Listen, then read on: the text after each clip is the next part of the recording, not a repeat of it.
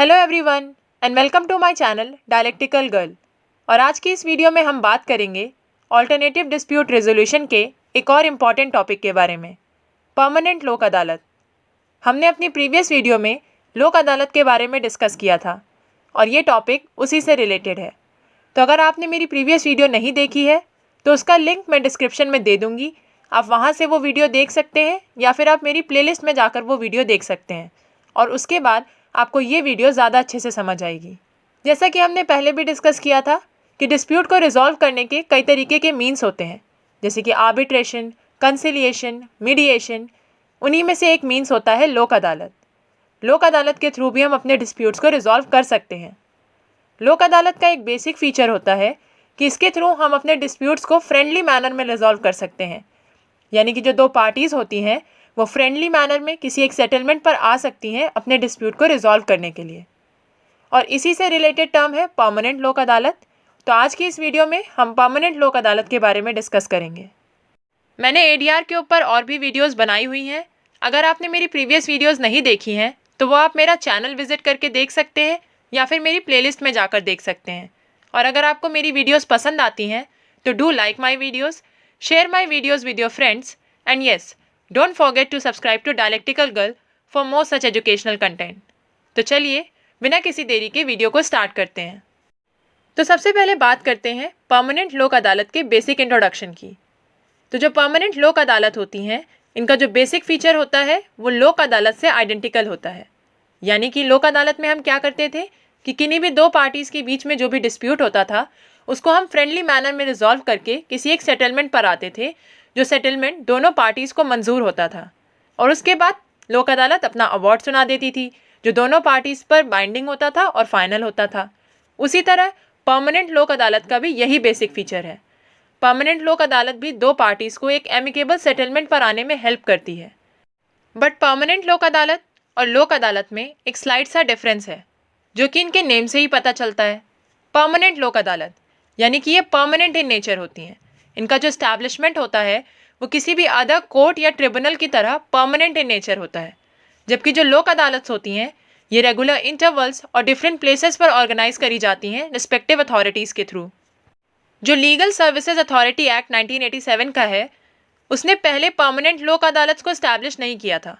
सबसे पहले जो उसमें प्रोविजंस आए थे वो लोक अदालत के इस्टेब्लिशमेंट के लिए आए थे, लेकिन जो अमेंडमेंट एक्ट ऑफ 2002 था उसके थ्रू परमानेंट लोक अदालत स्टैब्लिश की गई।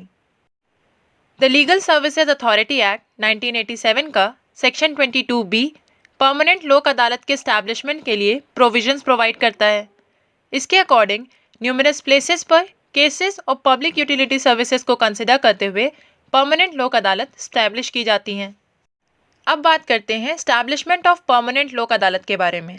Section 22B of the Legal Services Authority Act 1987 provides that, notwithstanding anything contained in Section 19, the central authority, or as the case may be, every state authority shall, by notification, establish permanent lok adalat at such places and for exercising such jurisdiction in respect of one or more public utility services and for such areas as may be specified in the notification.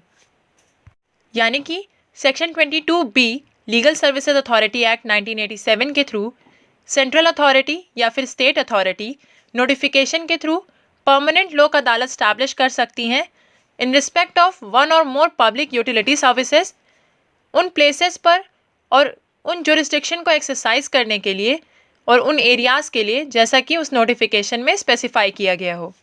अगर हम और simpler words में समझें तो जो section 22B है legal services authority act 1987 का, वो प्रोविजंस प्रोवाइड करता है स्टैब्लिशमेंट ऑफ परमानेंट लोक अदालत के लिए। और इसमें बताया गया है कि जो सेंट्रल अथॉरिटी होती है या फिर जो स्टेट अथॉरिटीज़ होती हैं वो नोटिफिकेशन के थ्रू परमानेंट लोक अदालत स्टैब्लिश कर सकती हैं, लेकिन ये किसके रिस्पेक्ट में होंगी? एक या एक से ज़्यादा पब्लिक यूटिलिटी सर्विसेज के रिस्पेक्ट में और ऐसी प्लेसेस पर और ऐसी जुरिस्डिक्शन एक्सरसाइज करने के लिए और ऐसे एरियाज़ के लिए जैसा कि उस नोटिफिकेशन में स्पेसिफाई किया गया होगा, बताया गया होगा सेंट्रल अथॉरिटी और स्टेट अथॉरिटी के थ्रू।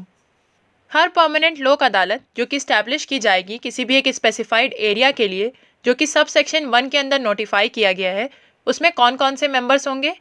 सबसे पहले a person who is or has been district judge or additional district judge or has held judicial office higher in rank than that of a district judge shall be the chairman of the permanent लोक अदालत।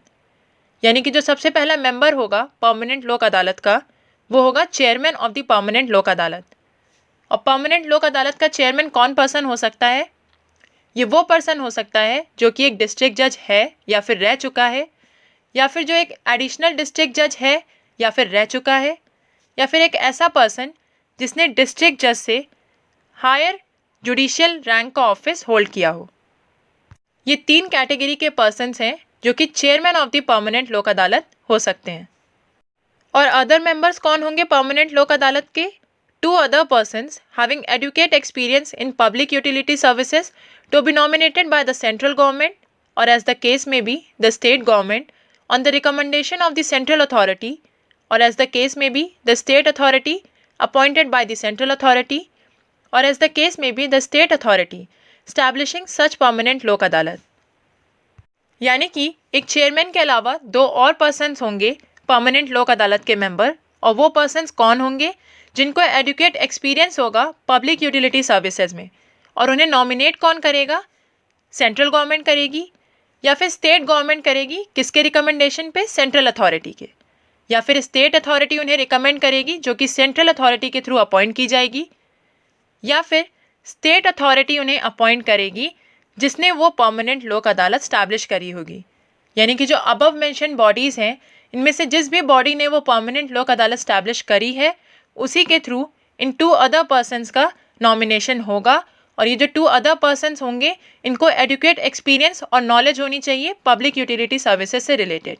और जो भी other terms and conditions होंगे chairman के appointment और जो other 2 persons हैं उनके अपॉइंटमेंट के लिए, जैसा कि क्लॉज बी में रेफर किया गया है, वो ऐसे टर्म्स एंड कंडीशंस होंगे जो सेंट्रल गवर्नमेंट के थ्रू प्रिस्क्राइब किए गए होंगे। अब हम बात करते हैं cognizance of case by permanent Lok अदालत। यानी कि जो परमानेंट लोक अदालत होती हैं वो केसेस का कॉग्निजेंस कैसे लेती हैं, और इसके provisions section 22C of the legal services authority act 1987 में बताए गए हैं। मान लीजिए कि इन्हीं 2 पार्टीज़ के बीच में कोई डिस्प्यूट है और वो जो डिस्प्यूट है वो अभी कोर्ट ऑफ लॉ में लेके नहीं गए हैं, यानी कि किसी भी नॉर्मल कोर्ट में उन्होंने इस डिस्प्यूट को फाइल नहीं किया है। तो उनमें से अगर कोई भी एक पार्टी परमानेंट लोक अदालत को एक एप्लीकेशन प्रेजेंट करती है तो परमानेंट लोक अदालत उस केस का कॉग्निजेंस ले सकती है। सेक्शन 22C हमें ये भी बताता है कि कोई भी पार्टी, यानी कि वो पार्टी एक पब्लिक यूटिलिटी सर्विस प्रोवाइडर भी हो सकती है या फिर पब्लिक यूटिलिटी सर्विस रेसिपेंट भी हो सकती है, उनमें से दोनों में से कोई भी एक पार्टी परमानेंट लोक अदालत में अपने एप्लीकेशन प्रेजेंट कर सकती है।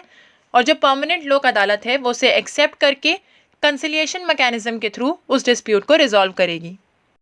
जो दोनों पार्टीज़ हैं उस डिस्प्यूट से रिलेटेड वो परमानेंट लोक अदालत के साथ कोऑपरेट करेंगी गुड फेथ में, और जो परमानेंट लोक अदालत है वो सेम वही काम करेगी जो नॉर्मल लोक अदालत करती है, यानी कि वो फ्रेंडली मैनर में यानी कंसिलिएशन प्रोसीडिंग्स के थ्रू एक एमिकेबल सेटलमेंट पर आने की कोशिश करेगी जो कि दोनों पार्टीज़ को एक्सेप्टेबल हो।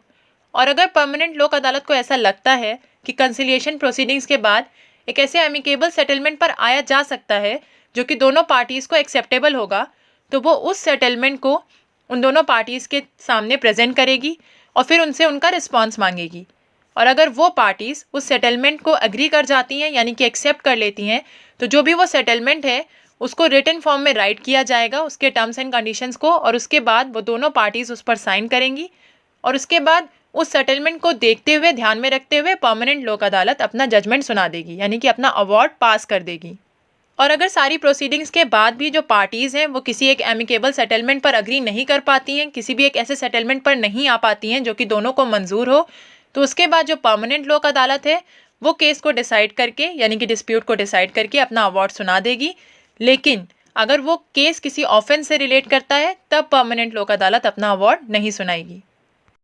मैंने कंसिलिएशन के ऊपर भी एक वीडियो बनाई हुई है जिसमें हमने कंसिलिएशन को काफ़ी अच्छे से डिस्कस किया है, तो अगर आपने वो वीडियो नहीं देखी है तो वो भी आप मेरी प्लेलिस्ट में जाकर देख सकते हैं। और कंसिलिएशन प्रोसीडिंग समझने के बाद आपको और अच्छे से समझ आएगा कि जो परमानेंट लोक अदालत कंसिलिएशन मैकेनिज्म के थ्रू जो केसेस सॉल्व करती है वो किस तरीके से सॉल्व होते हैं और उनका क्या प्रोसीजर होता है। और जो सेटलमेंट एग्रीमेंट की हमने बात की जो कि दोनों पार्टीज़ के थ्रू साइन होना चाहिए, और उसके बाद जो परमानेंट लोक अदालत है वो अपना जजमेंट पास करेगी यानी कि अवार्ड सुनाएगी, वो काफ़ी कुछ चीज़ें आपको कंसिलिएशन वाली वीडियो में मिल जाएंगी, जिससे कि आपको ये टॉपिक समझने में काफ़ी हेल्प होगी। Section 22C the legal services authority act 1987 के 2 प्रोविजोस हैं, जिनमें से जो पहला प्रोविजो है वो ये कहता है कि जो परमानेंट लोक अदालत है उनके पास किसी भी ऐसे केस को सॉल्व करने का जुरिस्डिक्शन नहीं है जिसके अंदर कोई एक ऐसा ऑफेंस कमिट किया गया है जो किसी भी लॉ के अंदर कंपाउंडेबल नहीं है, यानी कि एक ऐसा ऑफेंस जिसके ऊपर हम किसी भी कॉम्प्रोमाइज़ पर नहीं आ सकते हैं। ऐसा केस जिसमें हम कोई भी कॉम्प्रोमाइज़ नहीं कर सकते हैं, ऐसे केस को परमानेंट लोक अदालत सॉल्व नहीं कर सकती है। ऐसे केस का कॉग्निजेंस परमानेंट लोक अदालत नहीं ले सकती है। और इसका दूसरा प्रोविजो कहता है कि जो परमानेंट लोक अदालत हैं उनके पास ऐसे केसेस का भी जुरिस्डिक्शन नहीं होता है जिनमें जो वैल्यू ऑफ प्रॉपर्टी होती है वो 10 लाख से ज़्यादा होती है। यानी कि अगर 10 लाख से ज़्यादा का कोई वैल्यू ऑफ प्रॉपर्टी का डिस्प्यूट है तो उसमें जो परमानेंट लोक अदालत है वो उस केस का कॉग्निजेंस नहीं ले सकती है। हालांकि इसमें हमको हल्की सी एक छूट दी गई है कि अगर वो जो अमाउंट है 10 लाख रुपीज़ का, अगर उसको सेंट्रल गवर्नमेंट इन्हांस कर दे सेंट्रल अथॉरिटी से कंसल्टेशन के बाद, तो उसके बाद परमानेंट लोक अदालत उस केस का कॉग्निजेंस ले सकती है। अदरवाइज 10 लाख से अगर एक्सीड कर रही है वैल्यू ऑफ प्रॉपर्टी जो भी डिस्प्यूट में है तो परमानेंट लोक अदालत उस केस का कॉग्निजेंस नहीं ले सकती है। अगर हम और सिंपलर वर्ड्स में समझें तो जो 2 प्रोविजोस हैं section 22C the legal services authority act 1987 के, वो ये कहना चाहते हैं कि कौन कौन से केसेस में परमानेंट लोक अदालत जो है वो केसेस सॉल्व नहीं कर सकती है, यानी कि कौन से केसेस को सॉल्व करने का जुरिस्डिक्शन परमानेंट लोक अदालत के पास नहीं है। तो सबसे पहले ऐसे केसेस जिनके ऊपर हम किसी भी कॉम्प्रोमाइज़ पर नहीं आ सकते हैं, और दूसरे केसेस जिनमें जो वैल्यू ऑफ प्रॉपर्टी है वो 10 लाख रुपीज़ से एक्सीड कर रही है। हालांकि अगर जो सेंट्रल गवर्नमेंट है वो सेंट्रल अथॉरिटी से कंसल्टेशन के बाद इस अमाउंट को इन्हांस कर देती है, तब जो परमानेंट लोक अदालत है वो उस केस का कॉग्निजेंस ले सकती है। अदरवाइज अगर value of property 10 lakh rupees से एक्सीड करती है तो जो परमानेंट लोक अदालत है वो ऐसे केस का कॉग्निजेंस नहीं ले सकती है। अब हम एक केस के through section 22C the legal services authority act 1987 के जितने भी प्रोविजंस और सब सेक्शंस हैं उनको समझने की कोशिश करते हैं। तो केस का नेम है United India insurance company limited versus Ajay Sinha AIR 2008 SC 2398। ये जो केस है इसमें जो सुप्रीम कोर्ट थी उसने सेक्शन 22C के रिगार्ड में कुछ चीज़ें ऑब्जर्व करी थी। तो सबसे पहली चीज़ कि जो सेक्शन 22C है वो हमें ये बताता है कि जो भी परमानेंट लोक अदालत में अपना डिस्प्यूट रेज करने के प्रोसीजर्स क्या क्या हैं, हम किस तरीके से परमानेंट लोक अदालत में अपना जो डिस्प्यूट है उसको रेज कर सकते हैं, अपनी एप्लीकेशन मूव कर सकते हैं परमानेंट लोक अदालत में। सेक्शन 22C का सबसेक्शन 1 हम पहले भी डिस्कस कर चुके हैं।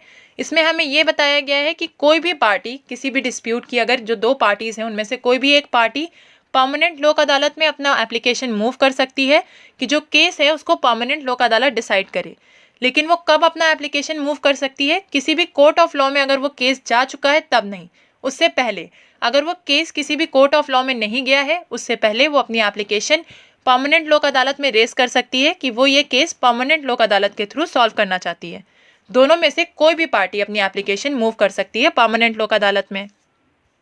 और इसी के साथ साथ हमने 2 प्रोविजोस भी पढ़े थे कि परमानेंट लोक अदालत किसी भी ऐसे केस का कॉग्निजेंस नहीं ले सकती है जिसमें कि कोई एक ऐसा ऑफेंस हो जो कि किसी भी लॉ के अंदर कंपाउंडेबल ना हो, यानी कि जिस पर किसी भी कॉम्प्रोमाइज़ पर ना आया जा सके। और इसका एक और प्रोविजो ये कहता है कि परमानेंट लोक अदालत किसी ऐसे केस का कॉग्निजेंस भी नहीं ले सकती है जिसमें जो वैल्यू ऑफ प्रॉपर्टी है वो 10 लाख रुपीज़ से एक्सीड करती है। लेकिन हाँ, अगर central government in consultation with central authority इस अमाउंट को इन्हांस कर देती है तब परमानेंट लोक अदालत उस केस का कॉग्निजेंस ले सकती है। सेक्शन 22C का सबसेक्शन 3 हमें बताता है कि जो परमानेंट लोक अदालत है वो क्या प्रोसीजर फॉलो करेगी किसी भी केस को रिजॉल्व करने के लिए। तो अगर किसी भी एक पार्टी ने अपनी जो एप्लीकेशन है वो परमानेंट लोक अदालत में रेज कर दी है सबसेक्शन 1 के थ्रू, तो उसके बाद जो परमानेंट लोक अदालत है वो क्या प्रोसीजर फॉलो करेगी ये हमें सेक्शन 22C सबसेक्शन 3 में बताया गया है। तो सबसे पहले प्रोसीजर को फॉलो करते हुए जो दोनों पार्टीज़ हैं वो अपना रिटन स्टेटमेंट फाइल करेंगी जिसमें वो अपने सारे फैक्ट्स स्टेट करेंगी और नेचर ऑफ द डिस्प्यूट भी स्टेट करेंगी, और उसमें वो अपने पॉइंट्स और जो इशू है उस डिस्प्यूट का उसको हाईलाइट करेंगी और जो भी डॉक्यूमेंट्स उससे रिलेटेड है या जो एविडेंस है जिससे उनका जो पॉइंट इन इशू है और जो फैक्ट्स हैं वो और मजबूत होंगे, वो उन चीज़ों को भी प्रेजेंट करेंगी और मेंशन करेंगी उस रिटन स्टेटमेंट में। और साथ ही साथ वो उस रिटन स्टेटमेंट की एक कॉपी भी आपस में एक्सचेंज करेंगी और जो डॉक्यूमेंट्स और एविडेंस हैं उन्हें भी आपस में एक्सचेंज करेंगी। जो परमानेंट लोक अदालत होती है वो कंसिलिएशन प्रोसीडिंग के किसी भी स्टेज पर किसी भी पार्टी से एक एडिशनल रिटन स्टेटमेंट फाइल करने को कह सकती है, जिसमें वो उनसे कुछ एक्स्ट्रा डॉक्यूमेंट्स या एविडेंस भी मांग सकती है। और जो भी एक्स्ट्रा एडिशनल स्टेटमेंट होगा या जो डॉक्यूमेंट्स और एविडेंस होंगे वो भी दूसरी पार्टी को प्रोवाइड किए जाएंगे, यानी वो भी दूसरी पार्टी से एक्सचेंज किए जाएंगे। और ये जितने भी अबव मेंशन प्रोसीजर्स थे, यानी कि फाइलिंग ऑफ रिटन स्टेटमेंट, जो डॉक्यूमेंट्स और एविडेंस देना, उसके बाद जो एडिशनल रिटन स्टेटमेंट फाइल करना और एडिशनल डॉक्यूमेंट या एविडेंस देना, इन सब चीज़ों के हो जाने के बाद अब हम बात करेंगे सब सेक्शन 4 के बारे में। जो सेक्शन 22C का सब सेक्शन 4 है वो ये कहता है कि ये सारी प्रोसीडिंग्स हो जाने के बाद जो परमानेंट लोक अदालत है वो कंसिलिएशन प्रोसीडिंग्स के आगे प्रोसीड करेगी और अब वो ये कोशिश करेगी कि जो दोनों पार्टीज़ हैं उनके बीच में किसी एमिकेबल सेटलमेंट पर आया जा सके। यानी कि जो दो पार्टीज़ हैं उनके बीच में जो भी डिस्प्यूट है उसको फ्रेंडली मैनर में रिजॉल्व करके किसी एक ऐसे कॉम्प्रोमाइज़ पर आया जा सके जो कि दोनों पार्टीज़ को एक्सेप्टेबल हो, जो कि दोनों पार्टीज़ एक्सेप्ट कर लें, मंजूर कर लें। लेकिन ये चीज़ें करते टाइम जो परमानेंट लोक अदालत है वो इस चीज़ का ध्यान रखेगी कि वो किसी भी पार्टी के प्रति पार्शियल ना हो, वो एक इंडिपेंडेंट और इम्पार्शियल मैनर में जो भी एमिकेबल सेटलमेंट पर है उस पर आ सके और वो दोनों पार्टीज़ को प्रेजेंट कर सके। और इसके बाद तो हमने पहले ही जाना था कि वो जो एमिकेबल सेटलमेंट है वो दोनों पार्टीज़ को प्रेजेंट करेगी। अगर पार्टीज़ उस एमिकेबल सेटलमेंट को एक्सेप्ट कर लेती हैं तो फिर वो भी जो भी उसके टर्म्स एंड कंडीशंस हैं वो एक सेटलमेंट एग्रीमेंट में राइट डाउन किए जाएंगे। उसके बाद दोनों पार्टीज़ उस सेटलमेंट एग्रीमेंट को साइन करेंगी और जो परमानेंट लोक अदालत है वो उस सेटलमेंट एग्रीमेंट को ध्यान में रखते हुए अपना अवार्ड पास कर देगी। लेकिन अगर दोनों पार्टीज़ किसी एमिकेबल सेटलमेंट यानी किसी कॉम्प्रोमाइज़ पर नहीं आ पाती हैं, ऐसा कोई भी सेटलमेंट उनके बीच नहीं हो पाता है जिसे वो एक्सेप्ट कर पाएँ, तो फिर जो परमानेंट लोक अदालत है वो केस के पॉइंट्स ऑफ व्यूज़ को ध्यान में रखते हुए अपना अवार्ड पास कर देगी। अब हम बात करते हैं प्रोसीजर ऑफ परमानेंट लोक अदालत के बारे में, यानी कि जो परमानेंट लोक अदालत हैं वो कौन से प्रोसीजर को फॉलो करती हैं। अगर हम बात करें किसी भी नॉर्मल कोर्ट ऑफ लॉ की तो उनके अपने प्रोसीजर हैं जो कि वो फॉलो करती हैं अपनी प्रोसीडिंग्स को कंडक्ट करने के लिए और फिर एक डिसीजन पर आने के लिए। जैसे कि अगर हम सिविल कोर्ट की बात करें तो वो कोड ऑफ सिविल प्रोसीजर 1908 को फॉलो करती हैं और उनके प्रोविजंस के थ्रू ही वो अपनी प्रोसीडिंग्स को कंडक्ट करती हैं और एक डिसीजन पर आती हैं। लेकिन जो परमानेंट लोक अदालत होती हैं वो ऐसे किसी भी प्रोसीजर्स को फॉलो नहीं करती हैं और ये हमें बताया गया है the legal services authority act 1987 के सेक्शन 22D में। जो सेक्शन 22D है लीगल सर्विसेज अथॉरिटी एक्ट 1987 का, वो ये कहता है कि जो परमानेंट लोक अदालत हैं वो कोड ऑफ सिविल प्रोसीजर या फिर इंडियन एविडेंस एक्ट के किसी भी प्रोविज़न से बाउंड नहीं है, यानी कि वो इन्हें फॉलो नहीं करती हैं।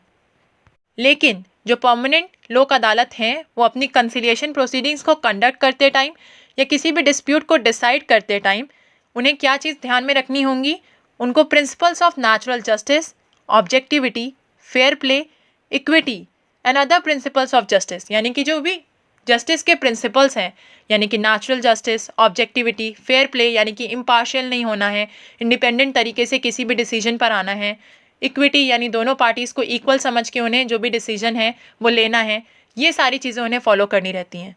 उनके कोई भी रिटन प्रोसीजर्स नहीं हैं जो कि एक्ट्स में इनैक्टेड हों। उनके ये जो प्रोसीजर्स हैं ये प्रिंसिपल्स ऑफ जस्टिस पर बेस करते हैं और इन्हीं के बेसिस पर उन्हें जितनी भी अपनी कंसिलिएशन प्रोसीडिंग्स हैं उन्हें कंडक्ट करना होता है और किसी भी डिसीजन पर आना होता है। अब हम बात करते हैं finality of award of permanent Lok अदालत। सेक्शन 22E हमें ये बताता है कि परमानेंट लोक अदालत का जो भी अवार्ड होगा, भले ही वो मेरिट के बेसिस पर हो या फिर किसी सेटलमेंट एग्रीमेंट के थ्रू हो, वो दोनों पार्टीज़ पर बाइंडिंग होगा और फाइनल होगा और वो उन पर्सन्स पर भी बाइंडिंग होगा और फाइनल होगा जो कि उन पार्टीज़ के अंडर क्लेम कर रहे हैं।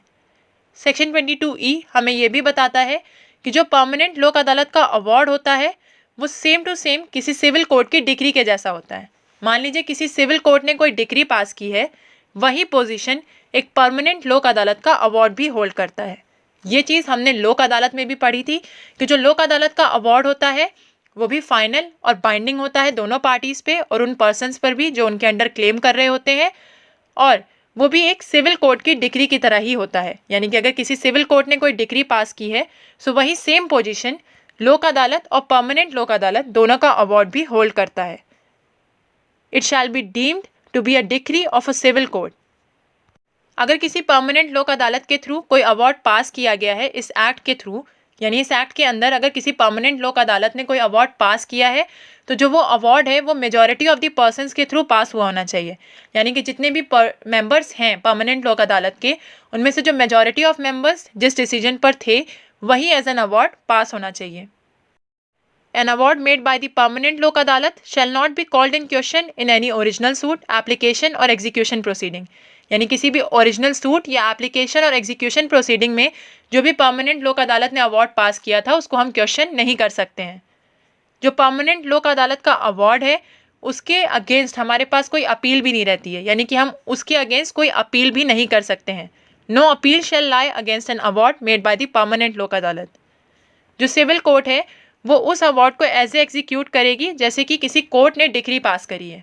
जैसे कि अगर किसी कोर्ट ने कोई नॉर्मल डिक्री पास करी है और उसका जो भी एग्जीक्यूशन प्रोसीजर होता है उसी तरह सेम जो परमानेंट लोक अदालत ने अवार्ड पास किया है उसका भी एग्जीक्यूशन प्रोसीजर होगा। कोई भी नॉर्मल सिविल कोर्ट उसे ऐसे ही एग्जीक्यूट करेगी जैसे कि किसी नॉर्मल सिविल कोर्ट ने वो जजमेंट या वो डिक्री पास की हो। So that's all for today. I hope आपको आज की इस वीडियो के सारे पॉइंट्स अच्छे से समझ आए होंगे, और इन पॉइंट्स को और अच्छे से समझने के लिए आप मेरी प्रीवियस वीडियोस भी देख सकते हैं जो कि मैंने लोक अदालत और कंसिलिएशन पर बनाई हुई हैं, क्योंकि ये जो टॉपिक है ये उन दोनों टॉपिक से काफ़ी रिलेट करता है। उसके बाद आपको ये टॉपिक काफ़ी अच्छे से समझ आएगा। और मैंने और भी कई सारी इन्फॉर्मेटिव और एजुकेशनल वीडियोज़ बनाई हुई हैं जो कि आप मेरा चैनल विजिट करके देख सकते हैं। और अगर आपको ये वीडियो पसंद आई है तो do like this video, share this video with your friends, and yes, don't forget to subscribe to dialectical girl for more such educational content. Thank you for watching.